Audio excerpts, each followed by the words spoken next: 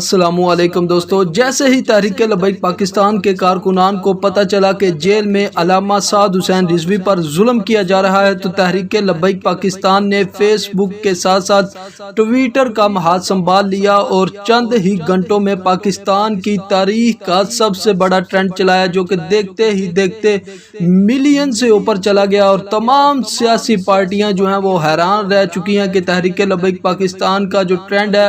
وہ ٹاپ پر چلا گیا ہے۔ اور اس کے علاوہ دبئی میں بھی تحریک لبیک پاکستان کا جو ٹرینڈ ہے وہ ٹاپ پر رہا، آپ سکرین پر بھی دیکھ سکتے ہیں ناظرین۔ یہ تحریک لبیک پاکستان کے وہ کارکنان ہیں جو ٹویٹر یوز کرتے ہیں۔